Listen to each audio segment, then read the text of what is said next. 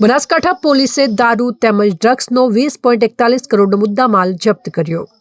દારૂ ડ્રગ્સને ડામવા બનાસકાંઠા તેમજ વાવ થરાદની પ્રજા એક્શન મોડમાં આવતા હવે પોલીસ તંત્ર પણ હરકતમાં આવ્યું છે. પોલીસે 3 મહિનાની અંદર દારૂના 3000થી વધુ કેસ કરી અંદાજિત 20 કરોડનો મુદ્દામાલ ઝડપી પાડ્યો છે, જ્યારે 41 લાખનું ડ્રગ્સ પણ ઝડપી પાડવામાં આવ્યું છે. બીજી તરફ બનાસકાંઠા જિલ્લાની ગ્રામીણ પ્રજાએ પણ હવે આ બધીને ડામવા કમર કસી છે. પાલનપુર તાલુકાની છાપરા ગ્રામ પંચાયતે આવા દૂષણનું સેવન તેમજ વેચાણ કરનારને પંચાયત તરફથી મળતી સરકારી સેવાઓ બંધ કરવાનો નિર્ણય કર્યો છે, જ્યારે વાવ તાલુકાના તીર્થ ગામની પંચાયતે આવા તત્વોને 11,000નો દંડ કરવાનો ફરમાન કર્યો છે.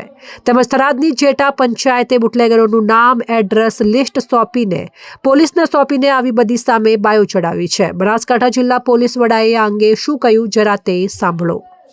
નમસ્કાર, હું પ્રશાંત સુંબે, પોલીસ અધિક્ષક બનાસકાંઠા જિલ્લા પોલીસના તરફથી દારૂ ડ્રગ્સના વિરુદ્ધ જે કાર્યવાહી કરવામાં આવી રહી છે તેમાં છેલ્લા 3 મહિનામાં કુલ 3164 જેટલા કેસીસ કરવામાં આવેલ છે દારૂના પ્રોહિબિશન એક્ટ અંતર્ગત, અને તેમાં 3372 જેટલા આરોપીઓને અટકાયત કરવામાં આવેલ છે.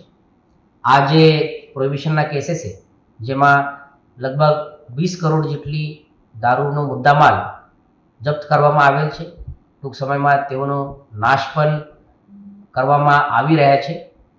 આના સિવાય NDPS એક્ટના અંતર્ગત જે ડ્રગ્સના કેસ થાય છે તેમાં છેલ્લા 3 માસમાં 136 કિલોગ્રામ જેટલા ડ્રગ્સનો કબજે કરવામાં આવેલ છે, જેની કિંમત લગભગ 41 લાખ જેટલી થાય છે. આ સિવાય દર અઠવાડિયે પ્રોહિબિશનના કેસીસની ડ્રાઈવ પણ રાખવામાં આવી છે.